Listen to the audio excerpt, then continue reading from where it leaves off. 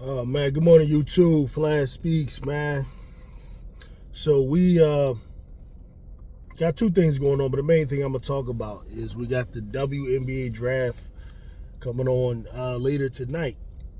I'm on the East Coast, so that's what 7:30, and now this is the first year that I'm really like watching. I kind of watched a little bit last year just to see like where Angel Reese would go, that kind of thing, but I wasn't really locked in like now. So and because of that, like I ain't really got a whole entire mock draft and all that kind of stuff worked out. And I just been looking at other people's mock drafts and stuff like that.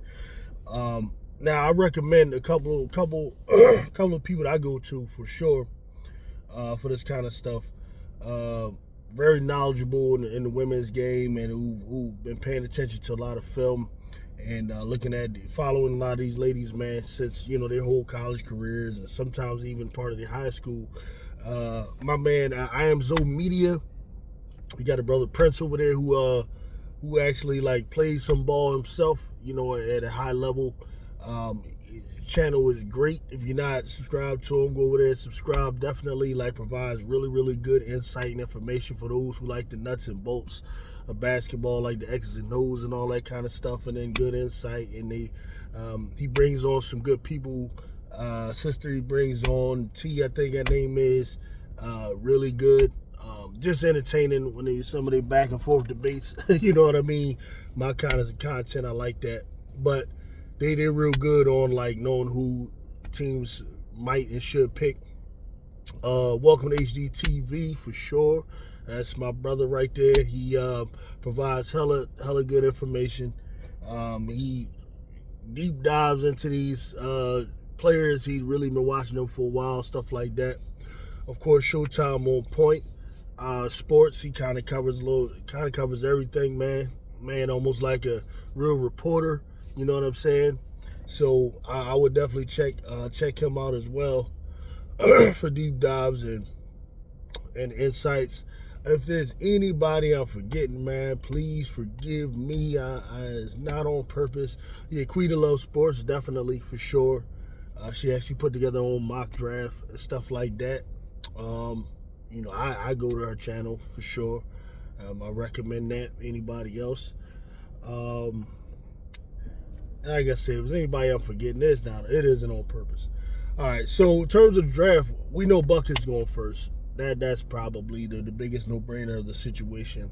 Number two, it seems like Seattle's been keying in, or everybody's kind of acting like they're going to take this center from France, who people are hoping is like the female Wendy Malanga.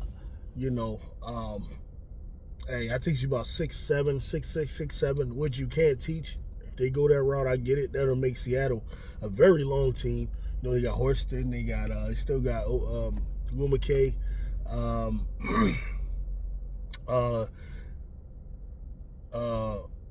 they Megabor they got, which would be confusing because if I'm Seattle, I'd probably go for a guard. I don't know. Because if you still got Megabor, unless some of them left, I don't know. It could be possible. I'm not going to front like I've been paying a lot of attention to Seattle, but I don't know. But that's all of the mock drafts I'm seeing have them taking her. So I'm going to just go with it. I don't know. Number three, we got Sonia Citron.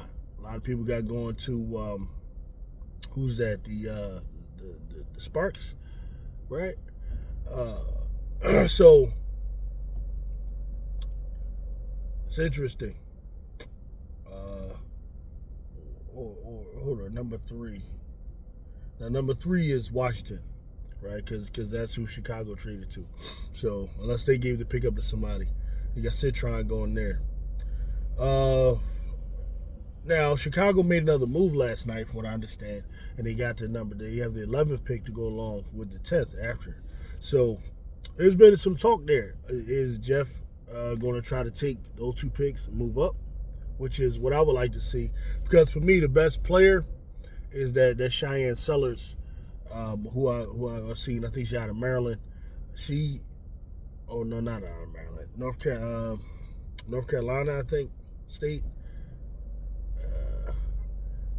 She could play. Oh, she could play. That I watched some of her. She could play. But it's like when Chicago decided to move up and to trade that pick and take Ariel Atkins, it appears to me that they pretty much weren't sold on any of those players, whether it's going to be Citron, whether it's Sellers, or whoever, because you're really taking a chance that a player like that will be gone by the time you get to 10. So, I don't know. I've seen some mock drafts, especially when it comes to Chicago. I've seen all types of names, in mock drafts for Chicago.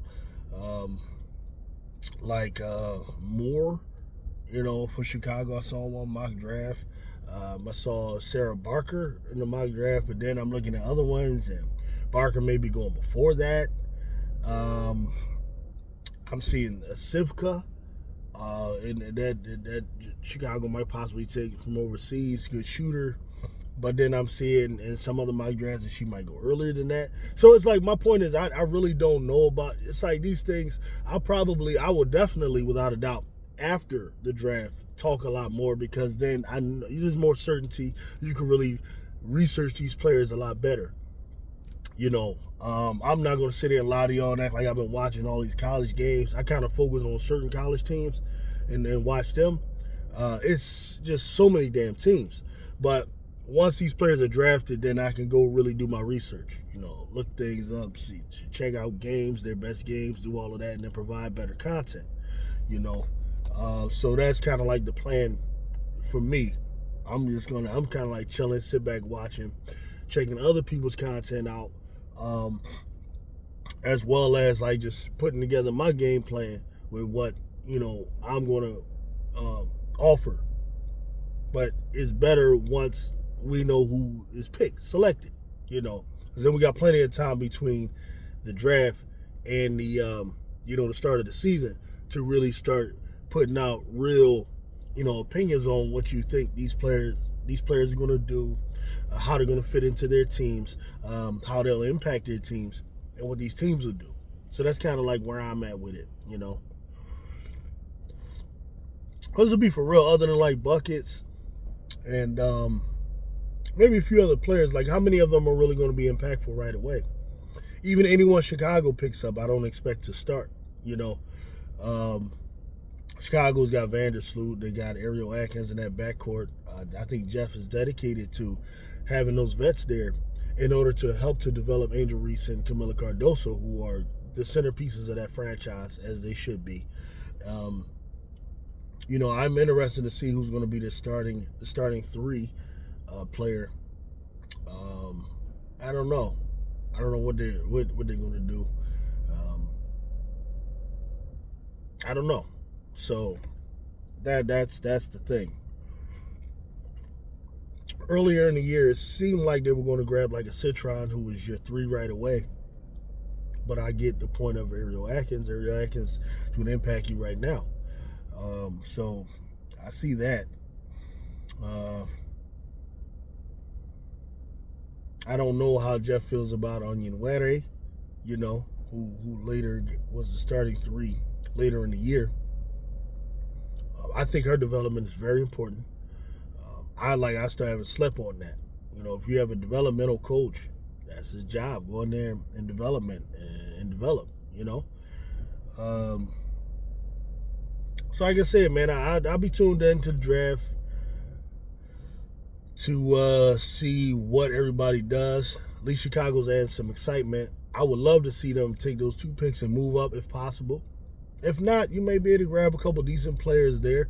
And I hear throughout all of the rounds, I believe it's 3 rounds, Chicago, I believe, has about 5 picks. So it's going to be an interesting year. And I think Chicago's going to be a lot better than a lot of people think. Everybody's raving about some of these other teams, Dallas and Indiana and and LA and so on. But Chicago, I think, is a team to watch out for, man.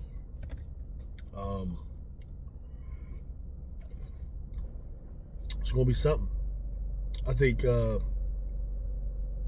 Phoenix can't be slept on. The Mercury, You know, you that Alyssa Thomas, man, that's instant impact. Her with Kai Copper, that's gonna be something I want to talk about too.